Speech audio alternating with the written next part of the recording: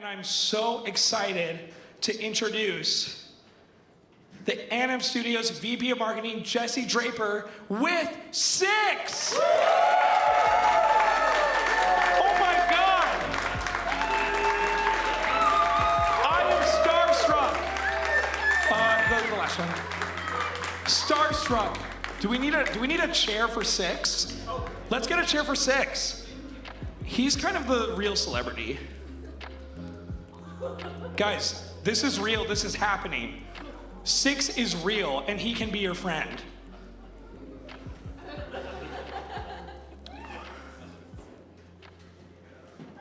Wait, Jesse, where are you going? We gotta hang out. We gotta hang out. Come on out, Jesse. Oh, it's not just with him? No. Jesse Draper is VP of Marketing for Anom Studios, and I would also love to bring to the stage co-writer Clifford James Taylor. Come on out. He co-wrote the episode of your song. And then, of course, father-son co-creators Noah and Dave Gallagher. Come on up, come on up. Wow. What a panel. This is incredible. Thank you guys so much for coming. Okay, wow. I'm really excited to talk to 6, and I hope that he can talk back. We did plan that, right? He's kind of quiet. His only interpreter is Pearl, so she's not here. So. Okay, can you tell us anything about how this was even made? Like, you obviously designed it for the show, but then you're like, okay, we're gonna make him real life, and we're gonna bring him, and I'm starstruck again, and I will die for him. How did this happen? Yeah, well, so we have this great guy on our team, Eden Sanders, and he makes stuff like this, a lot of Star Wars uniforms and stuff. And so he said, hey, I can actually make a real life. So we couldn't believe it, and it came out amazing. It looks real. So. I mean, he is real to me. And I kind of want to see like what that crystal is down there. So right off the bat, I love MechWest's. One of my favorite things about working at IGN is discovering things that I feel like maybe people haven't heard of. And you know, my job on the social team is like, hey, here's this thing, here's why you should care about it. And MechWest's perfectly fits into like why I love doing this. And you guys have made something so special and so wonderful and so accessible. The fact that it's just like online, and you guys are, you know, like having, you know, fundraising, and you're running schools, the school of being able to learn how to do this is like a dream come true. I want to start with you, Dave. For what made you fall in love with this concept? Like, how did you get to this? I mean, we're gonna get an episode 3 soon. Yeah, yeah. I think the idea started kind of like the mashup of what would be fun to add to the Old West, you know. So we added these desert cultures together. We added the robots, and then what would robots look like if they were made back then? You know, it's like a silly idea, but to see that sort of steampunk-ish sort of look, and then so I have a daughter who is like an animal magnet. So you'll be walking around, and a dog will just like come up to her, not to other people, just to her, and she just connects with them. And so that's kind of how the idea was born for the Mech Whisperer sort of. Is your daughter named Pearl by chance? Not, she's not. That idea, yeah. Noah, this is crazy, right? That you guys are making a show. I mean, what drew you to this? What made you be like, you know what, Dad, I'm in? Yeah, it was just the right combination of. We were all kind of, I guess, going a little stir crazy in 2020. We started working on it. He'd had the idea some years before, but it was like, you know, we've got the resources, we've got the talent, so let's just start from nothing and see what we can build. And it snowballed. It was just, you know, me and my dad at first, and then we brought in Clifford and brought in some others, and now it's snowballed into a pretty big, relatively big team for our indie project. And we're almost done with episode 3. I want to be the first person to watch it, so we can talk backstage on how to do that.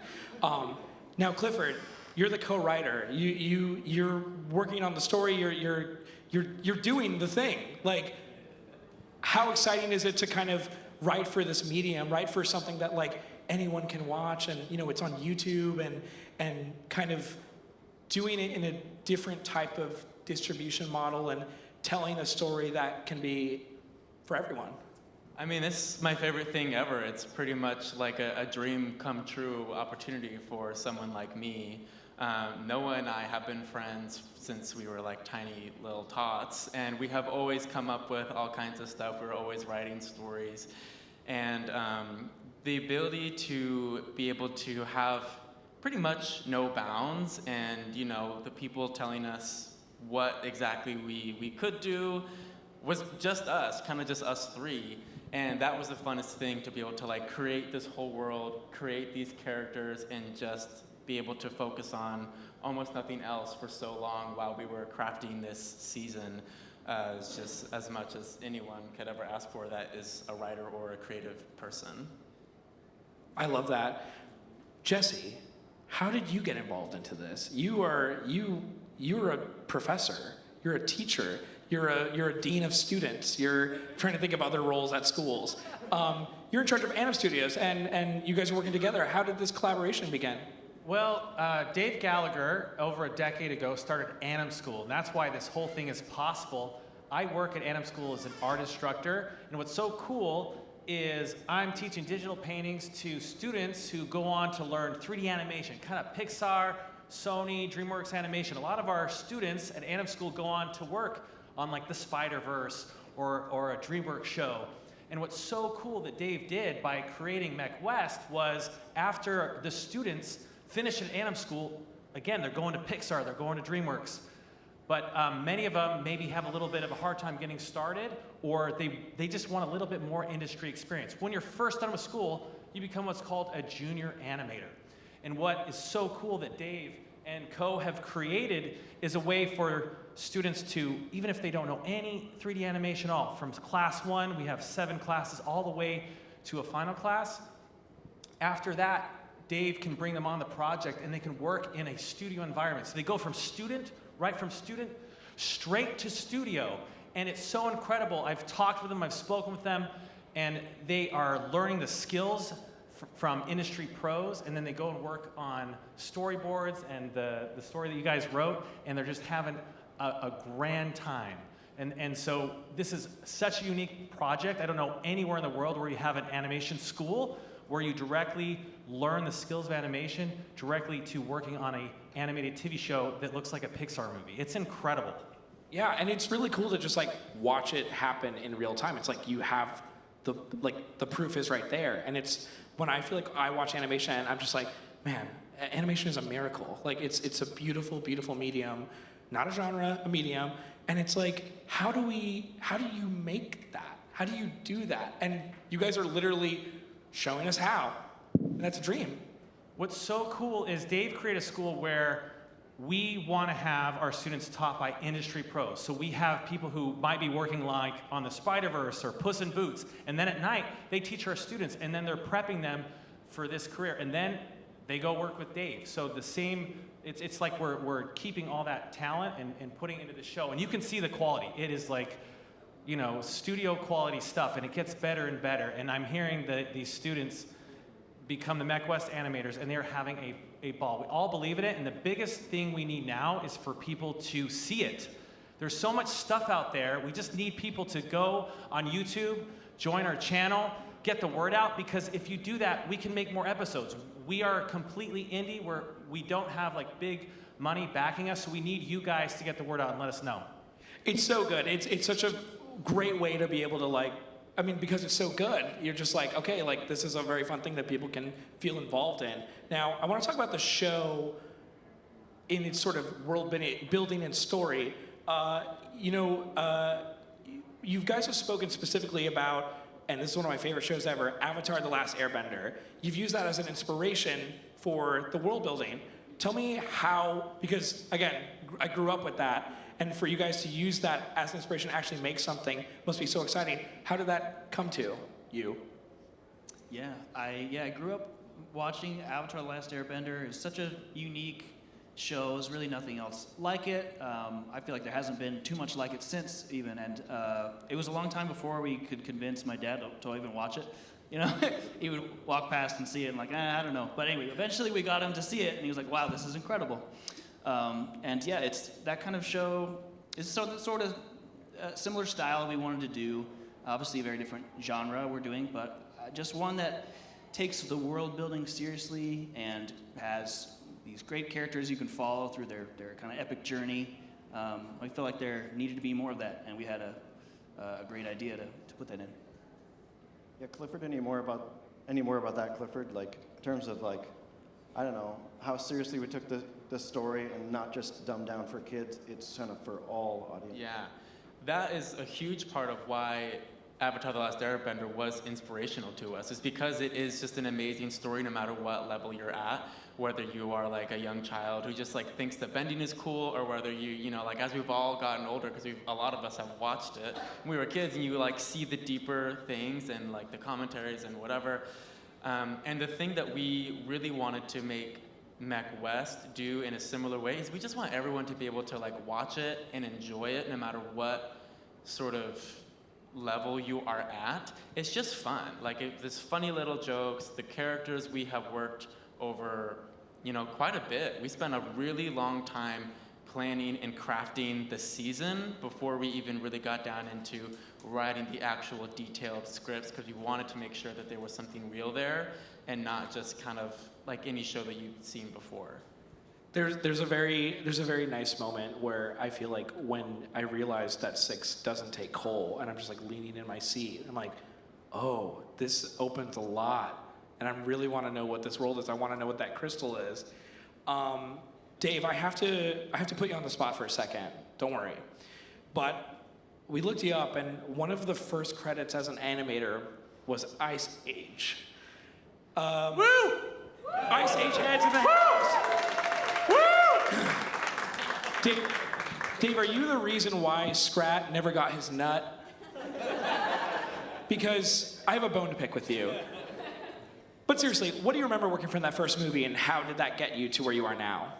Yeah, that was cool. So I was able to work on his face, like make it, so it's called rigging. So taking the solid model and make it able to move and act. And so that's one of the things I did for that. And then I animated some shots. And so yeah, it was just really cool. I love working at Blue Sky. It was Blue Sky Studios, owned by Fox. And they had done this cool short. They won an award, and they said, hey, let's make a movie. But it was really early days. It just felt really like a small studio vibe. And it was just super fun. And just some really talented people to work with and learn from. What would you say was your favorite thing about actually doing the process in terms of like the technical aspects? Like you mentioned rigging, but like what was the thing that kind of clicked in your head where you're just like, I need to do a school. I need everyone to be able to know what this is. Like animation is my favorite medium. What was it for you that became your life? Yeah. Well, it's just like bringing a character to life from nothing is just really rewarding, right? And it's a lot of work. It's a level of kind of detailed work, sustained concentration that a lot of people don't, have the concentration for.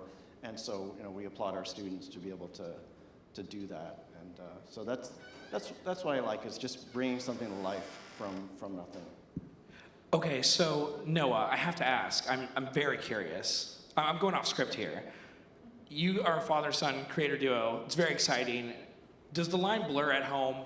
I mean, you guys are kind of, like, when are you on the clock and when are you not on the clock? Because it's like, I feel like I'd be like, I really think we should do this for episode 3, episode 4, and you're like, son, I'm eating dinner. Yeah.